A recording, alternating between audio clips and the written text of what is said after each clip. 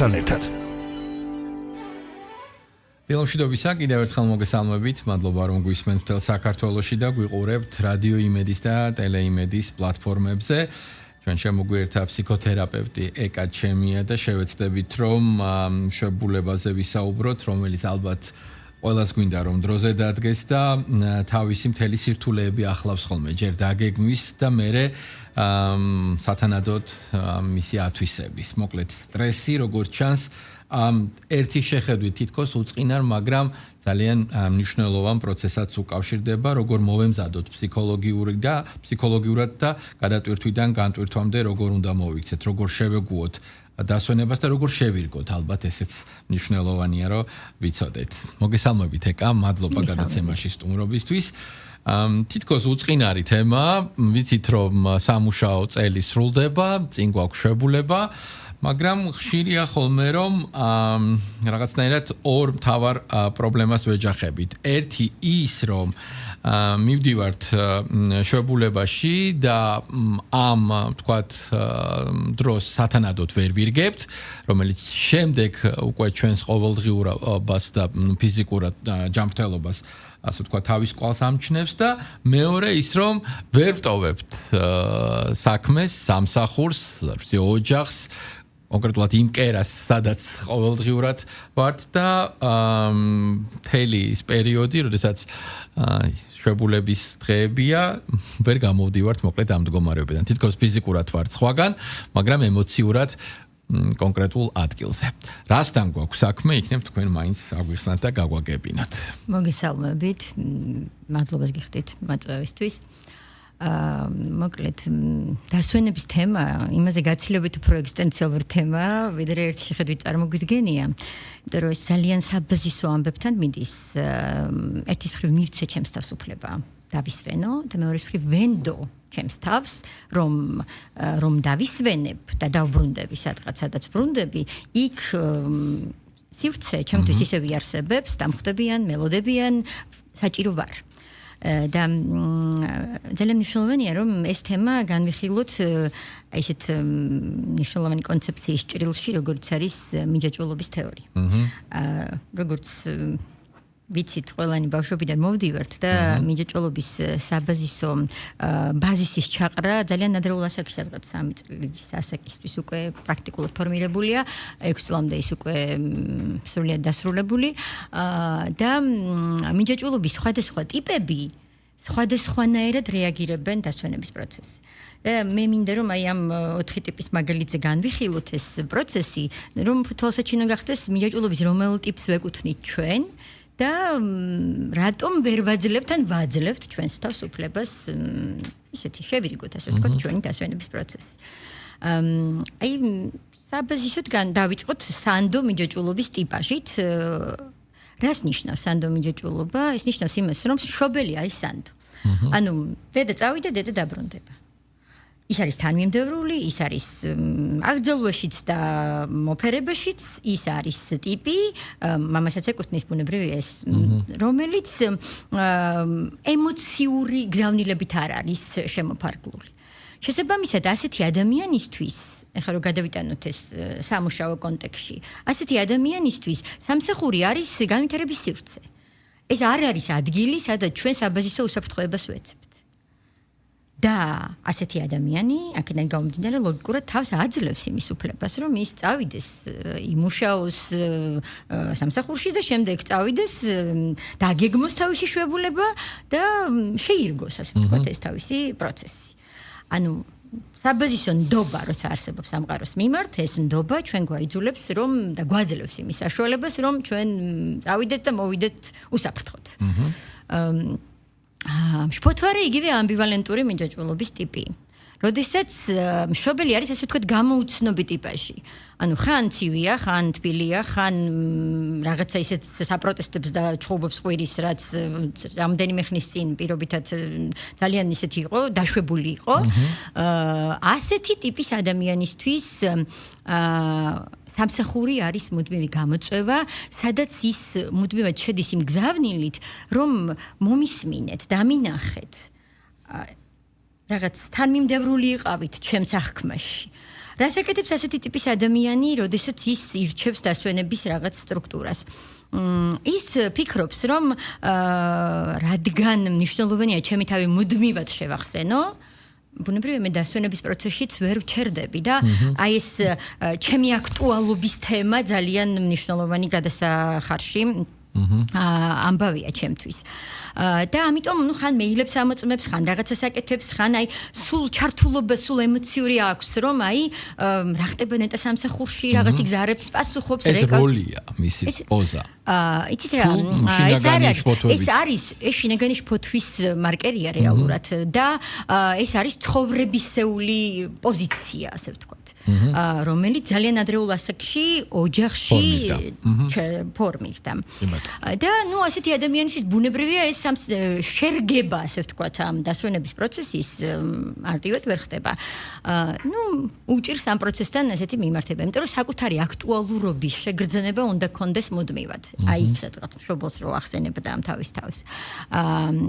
ახლა როგორი არის ადამიანი, რომელსაც აქვს ეგრეთ წოდებული ამრიდებლური ტიპის მიჯაჭვულობა. ასეთი ადამიანიაც არ იყო თავის დროზე მოსმენილი და რატომ? იმიტომ რომ ემოციასთან წოდომა არ ქონდა მშობელს.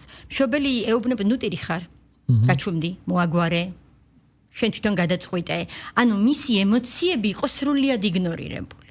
შესაბამისად, ასეთი ადამიანიც ფიქრობს დაძაბულია და ფიქრობს მუდმივად იმას, რომ მე საჭირო არ ვიქნები, მე არა ვარ მნიშვნელოვანი პოზიციურად სადღაც და ამიტომ ისევ და ისევ აი ჩართულობა აქვს სრული პროცესში, ისევ და ისევ თავს ვერ აძლევს უფლებას იმისას, რომ გავიდეს, ასე ვთქვათ, აი ამ უსაფრთხო ზონა იყოს მისთვის დასვენების პროცესი და ყველაზე რთული დეზორგანიზებული სახის მიჯოჭვულობა, როდესაც მშობელი იყო დეზორგანიზებული ტიპი, შეიძლება იყოს რაღაც სხვადასხვა ნივთიერებებზე დამოკიდებული, შეიძლება იყოს ფსიქიკური აშლილობის ფორმები, როდესაც მშობელი საერთოდ არაპროგნოზირებადია და რეალურად ის ბაზა, სანდო ბაზა, რომელსაც უნდა წარმოადგენდეს მშობელი, არ არსებობს.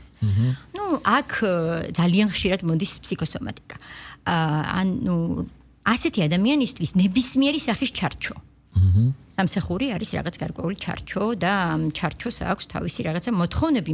შესაძლებელია ძალიან მძიმე, მაგრამ ეს ჩარჩო არის სიმშვიდის გარანტი. რა საინტერესოა, რომ ბავშვობის ტრამვები შემდეგ უკვე დიდობაში იმდენად ვლინდება, რომ თუნდაც დასვენების, შვებულების ან სამუშაო, ასე ვთქვათ, ყოველდღიურობის ნაწილიც ხდება. მოდით გითხარით, აუცილებელია, რომ რომელიმე ამ, ვთქვათ, სიაში ვიყოთ, ჩამოთვლილი 4 მოცემულობიდან აუცილებლად მივეკუთვნებით რომელიმეს თუ შეიძლება გარკვეული ინდივიდუალური ასე ვთქვათ საშუალებებით მკვეთრად ვართ გამოხატული ვთქვათ ერთში ან რამდენიმე ვთქვათ როლსაც ვირგებთ ან სრულიად განსხვავდებით ვთქვათ ამ მოცემულობიდან. ჩვენ მივეკუთვნებით როგორც წესი მიჯაჭვულობის ერთ-ერთ როლში ჩვენ აუცილებლად ვართ, ერთ-ერთ პოზიციაში. და შეიძლება ეს არ იყოს ძალიან მკვეთრი და თქვათ მიჯაჭვულობის სხვა ფორმებიც, მოსაზღვრე ფორმებიც გვეცდნენ, მაგრამ დომინაციურად რომელიღაც ერთში ვართ. თუმცა რა თქმა უნდა ეს არ არის რაღაც ფატალური ჩარჩო. ანუ თუ დავუშვათ გავაცნობიერე ეს და ვიცი რომ ვარ რომელიღაცა ისეთ მიჯაჭვულობაში, რომელიც მიქმნის, ასე ვთქვათ, პრობლემას შემდგომ ცხოვრებაში, ზუსტად აქ შემოდის ფსიქოთერაპიის და პიროვნული ზრდის ფაქტორი ძალიან მნიშვნელოვანი, იმიტომ რომ თუ ვერაფერს ვერ ვცვლი, მაშინ რა თქმა უნდა ეს ცოდნა. ხო? და ძალიან მნიშვნელოვანია, რომ ზუსტად ცოდნა ნებისმიერი მჭირდება იმისთვის, რომ ის დამეხმაროს უკეთესი ცხოვრების მოწყობის წესის შემოტანაში და სწორედ ფსიქოთერაპია როგორც ერთ-ერთი ვალიდური გზა პიროვნული ზრდის და ძალიან საინტერესო მეხმარება იმაში, რომ ჯერ გავიაზრო, გავაცნობიერო, დავაფიქსირო სად ვარ. და ამის შემდგომ დავიწყო ცვლილებები, რომ მივიდე იქ, სადაც მინდა მივიდე. ჩვენ რაზეც ვსაუბრობთ, ასე ვთქვათ, ხარისხიან დასვენებაზე, ხო, რომელიც რეალურად ორგანიზმმა უნდა იგრძნოს, ემოციურ დონეზეც და ფიზიკურ დონეზეც ეს ეგზისტენციალური საკითხია მე ვფიქრობ თანამედროვეობის, იმიტომ რომ იმ ქაოსში სადაც ცხოვრობთ თავისთავად ხვდებით რომ ეხლა მთლად ჰარმონიული არ გამოდის ხო არც ყოველდღიური საქმიანობა და დასვენება მიუხედავად იმისა რომ ეს აგვისტო ზოგადად ნუ მკვდართვეთ ითვლება იმიტომ რომ ყველა მეტნაკლებად გასულია ვთქვათ გადატვირთვის რეჟიმზე გადატვირთვა ხშირად განტვირთვას არ ნიშნავს. რა საშუალებები არსებობს იმისთვის რომ ვთქვათ მოახდინო საკუთარი თავის მართლაც რომ განტვირთვა, ანუ მიხვდე რომ რეალურად შენ ხა ეს გჭირდება და აი ხშირად გვესმის ხოლმე რომ ნეტა იქ მიმიყვანა თუ დამასვენა თუ ბამყოფა სადაც თქვათ მობილური არ იჭერს და ინტერნეტი არ არის და ვერავინ ვერ დამირეკავს და მოკლედ ვერ მექნება კონტაქტი მით უმეტეს საქმეებთან და სამსახურთან დაკავშირებით. რა უნდა გავაკეთოთ, როგორ უნდა გადავტვირთოთ საკუთარი თავი თუ არის შესაძლებელი ეს რა თქმა უნდა შესაძლებელია და ზუსტად აი ეს ამბივალენტური ემოციები აი ეს ურთიერთსაწინააღმდეგო ემოციები რომ ერთის მხრივ მინდა თითქოს დასვენება და მეორეს მხრივ მუდმივად აი იმ ტელეფონში ვიყურები და მუდმივად აი თვით აქტუალიზაციის საკითხს ვაკონტროლებ ვამოწმებ ანუ არ მომწერეს არ დამირეკეს არ შემეხმიანენ რა გამოდის ესე იგი არა ვარ მნიშვნელოვანი წავედი და დასრულდა ყველაფერი ამით ანუ ეს არის ეგზისტენციალური ამბავი რომ ჩემი მე კონსტრუქტის მნიშვნელოვნება მე აი ქვეყნიდან ქალაქიდან სივრციდან რაღაც მოცემულობიდან რომ გავდივარ მას შემდეგაც ჩემი მნიშვნელოვნება რამდენად აქტუალურია და ზუსტად აი ეს თითქოს ერთი შეხედვით ეს გასვლაც შინაგანი დასტური ხდება ძალიან ხშირად იმის საკუთარი მნიშვნელოვნების დაფიქსირების და ეს ამბივალენტობა რაც უფრო ძლიერია, ანუ ეს ურთიერთწინააღმდეგობრივი ემოცია, რომ ერთის მხრივ რაღაც ეს fake სურვილი თითქოს დასვენების და მეორეს მხრივ და სურვილად მონათვლა, ასე ვთქვათ, ამ დასვენების და მეორეს მხრივ მუდმივად გადაკონტროლება იმის, აი ჩემი არ ყოფნის პროცესში ჩემი აქტუალურობის თემა რამდენად შემოდის. შესაძლებელია, რა თქმა უნდა, თუ ჩვენ აი ამ ასე ვთქვათ თამაშიდან ამოვალთ და დავიწყებთ იმის გაცნობიერებას, რომ ჩვენ რასთან ვართ მიბმული. ანუ მუდმივად გარე სამყაროდან იმის დასტურთან თუ ვართ მიბმული, რომ კი მნიშვნელოვანი ხარ, კი მაღალო, დიდო, რაღაცა უცვლელო, ძვირფასო, საოცარო, თუ ამასთან ხარ მუდმივად, აი ამ გარე სამყაროდან შემოძახილით მყარდები, ხო? აი თუ არსებობს კონკრეტული ვთქვა დავალება რაც შეიძლება საკუთარ თავს მივცეთ. აი ამ გადამეტებული საკომუნიკაციო საშუალებებით რომ არ გავიმწაროთ ყოველდღიურობა, ხო? ადრე რატომ იყო უფრო შედეგიანი, უფრო სრულყოფილი, სრულფასოვანი დასვენება? იმიტომ რომ ფაქტობრივად არ არსებობდა სოციალური ქსელები, ნუ ტელეფონი, შესაბამისად ეს ყოველდღიური და ყოველწუთიერი კომუნიკაცია არ იყო და ნუ გიწევდა ასე ვთქვათ გარკვეული ფიზიკური აქტივობა, ცოცხალი კომუნიკაცია და ასე შემდეგ და იგეგმებოდა ვთქვათ კონკრეტული რაღაცა ჯგუფის მიერ ეს შენი იქნებოდა ეს ოჯახი თუ სამეგობრო დასვენების დღები. ახლა ასე არ არის. მე ხშირად ვხედავ ხოლმე და ალბათ ძალიან ბევრი ადამიანი დამეთანხმება რომ 1-2 დღე და მე აგვისტოში იწყება ხოლმე არზების წერა სოციალურ ქსელში Facebook-ზე. ხანდახან ვფიქრობ ხოლმე რომ მოდი რა შეირგე დასვენება და ეს არზები მერეც დაწერე, ვინ რა გააკეთა, როგორ გააკეთა და ასე შემდეგ. რა უნდა ვქნათ იმისთვის რა დავალებები უნდა მივიცეთ საკუთარ თავს, რა უნდა ჩამოვწეროთ თუ არ ვიცი, შეიძლება არც ჩამოვწეროთ, მაგრამ დავიხსომოთ, რომ კონკრეტული პერიოდი, რომელიც გვეკუთვნის, იყოს ძალიან სასიამოვნო და თუ ის იქნება შთამაგონებელი და ეს ემოცია დიდხანს გავყვება, ხომ გამოდის, რომ 5-იანზე შეგვისრულებია დავალება. ну აქ ალბათ საბაზისო სიტუაციის გვეკუთვნის. შეგრძნების დონეზე უნდა გქონდეს, რომ ეს გვეკუთვნის. და ეს ისე იქ მიგვიყვანს, რაზეც საუბრობდი. ამის შემდგომ ძალიან მნიშვნელოვანი არის რა. აი ეს არზების წერა სოციალურ ქსელში, ესეც ჩვენი თავის შეხსენების მცდელობა, ვარსებობ, არ დავკარ, აქ ვარ, ხალხო. და ну რაც უფრო მასშტაბური არზა, რაც უფრო მიუხედავად იმისა, რომ ვიცით, რომ ძალიან ცხელა დღეს ცხელა. ხო, ну რაც უფრო ხო, ძალიან მნიშვნელოვანია ბევრი კომპონენტია ეს, ხო, ცხელა, ცივა, სადვარ როგორ ვისვენებ, ანუ ეპიცენტრში ვარ. ხო, ხალხო, აი შემომხედეთ და აი ეს სცენაზე ყოფნის სურვილი რაც უფრო მეტად არის გამოკვეთილი, მით უფრო მეტი შეიძლება ითქვას პიროვნული ტრაგიზმის ელემენტები იმალება ამ ყველაფრის უკან და მით უფრო მეტად. კარგი, გვასწავლეთ როგორ გადავმალოთ მობილური ტელეფონი, ხანდახან საკუთარი თავი, სამსახური და ასე შემდეგ. ძალიან რთულ მასშტაბურ მასთან გვაქვს პრობლემასთან ამ შემთხვევაში მიმართება. ხო, აი ძალიან ისეთი მარტივი ქმედებებით იწყება ყველაფერი. ეს უნდა გქონდეს რაღაცა კონსტრუქტად აღებული, ძალიან მარტივი, აი თითქოს ერთი შეხედვით ისეთი, რომ შეიძლება ამან რამე შეცვალოს. აი დავიწყებ სუნთქვითი ვარჯიშებით, იმიტომ რომ სუნთქვა არის ჩვენი საესაცლო ფუნქცია და რაც უნდა ბანალურად მოგიჩვენოთ, სუნთქვაზე არის ყველაფერი მიბმული აბსოლუტურად. აი სუნთქვის პროცესში რა არის მნიშვნელოვანი? მნიშვნელოვანი არის არა მხოლოდ ჩასუნთქვა, არამედ შეჩერებას და ამოსუნთქვაც. იმისთვის რომ რაღაც პროცესში საკუთარი გადაწყვეტილების, საკუთარი თავის არსებობის მნიშვნელოვნება გავიაზროთ, აი კონკრეტულად აი რაღაცა გვინდა შევცვალოთ, ხო?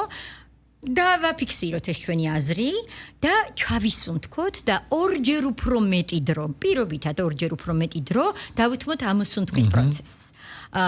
ну, ცნობიერად რომ გავიაზროთ ეს პროცესი, ეს ნიშნავს იმას, რომ მივიღეთ ეს ინფორმაცია და ამოშვებას, ანუ ამოღებას ამ რაღაც ნეგატიური გზავნილის ან რაღაცის ვერ გადალახვისას დაუთმეთ უფრო მეტი დრო, გაშვებას, დაუთმეთ უფრო მეტი დრო. ეს რაღაც ძალიან ისეთი, ვიტყოდი უნივერსალური, ამას თუ გავაკეთებთ ყოველდღიურად, რუტინულად, იმიტომ რომ ახალი სინაფსური კვანძების შექმნას თანამედროვე კვლევებით, ну, 2 თვეზე მეტი დრო მინიმუმ ჭირდება და ყოველდღე ამას თუ რუტინულად გავაკეთებთ, ისე რომ ჰიპერვენტილაცია არ გამოვიწვიოთ და რაღაცის 3-4 ჯერ კონკრეტულ დროს დღის განმავლობაში ამის განმეორება ცნობიერ პროცესთან ერთად ძალიან სასარგებლო ჩვევა. ეს ერთი. მაგალითად შეგვიძლია აი იმისთვის რომ დასვენების უფლება მივცეთ ჩვენს თავს, აი შეგვიძლია მაგალითად ასეთი რიტუალის გაკეთება. ისევ და ისევ ვინაიდან ტვინს უჭირს რაღაცა ახალი ინფორმაციის მიღება, დასვენებამდე რამდენიმე ხნით ადრე, დაუშვათ 1 თვით, თუ გნებავთ 2 თვით ადრე, დავიწყოთ მზადება პროცესისთვის. მაგალითად აი ფიქრობთ რომ თან უნდა გავიყოლოთ რაღაც გადაუჭრელი საქმეები, თემები. მოდი აი 3 ისეთი დიდი გლობალური თემა ჩამოვწეროთ ფურცელზე, ცალ-ცალკე, შემდეგ ავდგეთ და აი ამ ფურცელზე ამ თემებს მივუწეროთ კონკრეტული თარიღი, აი მაგალითად 15 სექტემბერს 11 საათზე აი ამ საკითხს გადავწყვეტ. შემდეგ დავდოთ ეს ფურცელი და დავადოთ რაღაცა მძიმე ნივთი ზემოდან. ტვინისთვის უკვე ეს რაღაცა თავისი ფაილი მიეცა ამ გარკვეულ ქმედებას. შეიძლება ხო ეს ვიღაცისთვის მოსასმენად ჟღერდეს ძალიან რაღაც შეუსაბამო ან არალოგიკურ ამბად, მაგრამ ცადეთ, მეგობრებო. ხადეთ, იმიტომ რომ ეს ძალიან დატესტილი ქმედებებია, რომლებიც ტვინს აძლევს უსაფრთხოების სტატუსს და ტვინისთვის ეს ძალიან მნიშვნელოვანია და შემდგომ აი ყოველდღე თქვენ რომ გადახედავთ, აი დაინახეთ რომ აი რაღაც მძიმე ნივთის ქვეშ საგულდაგულოდ არის ეს დაფარული ეს თქვენი რაღაცა სურვილი და კონკრეტული თარიღი აქვს მიწერილი გადაჭრის და გადაწყვეტის, თქვენ ნახავთ როგორი დიდი დოზით ეტაპობრივად შემოვა თქვენში ეს სიმშვიდე. ეკა სად დავისვენოთ? ეს საკითხი რამდენად გვეხმარება საფუძვლიან, ასე ვთქვათ, დასვენებაში და ამოსუნთქვაში თუ გამოშვებაში, რაც თქვით ჩვენ. თქვენ ახსენეთ რამდენჯერმე სიტყვა მელოდებიან. თუ ეს არის მშობლიური სახლი, სადაც მელოდებიან ბებია და ბაბუა, ვთქვათ, სადაც მელოდებიან მშობლები, რას მატებს ამ ჩემს მშობლებას დასვენებას? თუ უცხო გარემოში მივდივარ, ვთქვათ, აქ რა უნდა იყოს ის მთავარი ფაქტორები, რასაც უნდა გაუწიო ანგარიში? საბაზისო, სახლი, სახლი არის უსაფრთხო ადგილი, უსაფრთხო სივრცე. უნდა იყოს ყოველ შემთხვევაში. და ბებია, ბაბუა, დედა, მამა თუ ყავს ადამიანებს, ან თუნდაც თუ ემოციურად არ ყავს ფიზიკურად, მაგრამ სახლი გვაბრუნებს ამ მოგონებასთან, ჯანსაღად, მაშინ ეს ადგილი, იმიტომ რომ ეს საბაზისო პრინციპი, უსაფრთხოება, ამაზე ყველაფერი გადის. უსაფრთხოება თუ დარღვეულია, მაშინ იმის შემდგომ ზედნაშენი ვერანაირად ვერ მოხდება ზედნაშენის დაშენება. ყველა სხვა სიამოვნების მიღება თუ არ არსებობს უსაფრთხოება შეუძლებელი. ამიტომ ეს არის საბაზისო. სადაც არ უნდა მივდიოდეთ, უსაფრთხოების გარანტიები უნდა გქონდეს. დანარჩენი ყველაფერი არის როგორც თქვენ გემოვნების საკითხი. რას დავაშენებ ჩვენ საბაზისო უსაფრთხოებაზე? ანუ ვისთან ერთად გვინდა მოგზაურობა? და ეს ნამდვილად არ არის მეორე ხარისხოვანი ფაქტორი, იმიტომ რომ უსაფრთხოების თემა აქაც შემოდის ცალსახად და პლუს უკვე აქ ემოციური მიზიდულობა, რას სახის დასვენებას ვანიჭებთ პრიორიტეტს, იმიტომ რომ აქაც შემოდის ძალიან მნიშვნელოვანი თემა, რომ აი ამ დასვენების სახეებთან ერთად ჩვენ რამდენად ვახერხებთ რელაქსირებას, რამდენად მოდუნებას. გარემოს გამოცვლა რამდენად გვეხმარება, ვთქვათ, ფსიქოლოგიურად. იცით რა, ზოგადად გარემოს გამოცვლა გვეხმარება, მაგრამ კიდევ ერთხელ ვიმეორებ, თუ უსაფრთხოების სტანდარტები დაბალია, გარემოს გამოცვლა პირდაპირ კავშირში არის ისე უსაფრთხოების დიდ საფრთხის დოზის შემოტანასთან. ამიტომ თუ კიდევ ერთხელ ვამბობ, თუ არის ეს თუ ძალიან მნიშვნელოვანი არის ამ კონტექსტში. უსაფრთხოების შეგრძნებაზე გადის ყველაფერი. ეხლა მაგალითად, აი თუ მაგალითად ადამიანს აქვს ფრენის ეგზისტენციალური შიში. ეხლა ამ თემას ვერ გავყვებით. კი ბატონო. აი ძალიან მოკლედ რომ მიპასუხოთ შვებულების დროს. თქვათ შემოგვიტია კონკრეტულმა საქმეებმა, რომელიც აუცილებლად მოსაგვარებელია სამსახურს გულისხმობ. რას ვაკეთებ ამ დროს? და იმ შემთხვევაში თუ ონლაინ მუშაობთ, ესეც თანამედროვე, ესე ვთქვათ, მოცემულობაა, ხო? ამ შემთხვევაში გამომდის შვებულება. გლობალურ თემასთან მივდივართ, დავით, მაგრამ აი აქ მოკლედ ვიტყვი. ეს არის საზღვრების თემა. თუ მე ვარ მენეჯერი, ხელმძღვანელი და თუ მე არ მაქვს სათანადო დელეგირებული, აქაც ჩემი აქტუალობის თემა და საზღვრები შემოდის. თუ მე ვარ, დავუშვათ, რიგითი თანამშრომელი და მე უფროსი ან ხელმძღვანელი მეუბნება, რომ იცი რა, შენ ეს რაღაც უნდა გააკეთო, ისევ საზღვრების თემასთან მივდივართ. ეს ძალიან დიდი თემაა და საბოლოო ჯამში მაინც მივდივართ იმ კონცეპტამდე, რომ საზღვრები არის ძალიან საბაზისო კონცეპტი ჩვენს ცხოვრებაში და ეს უნდა გქონდეს ძალიან კარგად დაცული იმისთვის, რომ დასვენების შეგრძნებას მივიღოთ და იმისთვის, რომ საერთოდ შევძლოთ ხარისხიანი ცხოვრება. დიდი მადლობა. მადლობა თქვენს. გისურვებთ, შევახსენებთ ჩემს მსმენელს და მაყურებელს, რომ ფსიქოთერაპევტი ეკა ჩემია გვესაუბრებოდა პირდაპირ ეთერში, ახლა ქრონიკის სპეციალურ გამოშვებას უთმობთ დროს.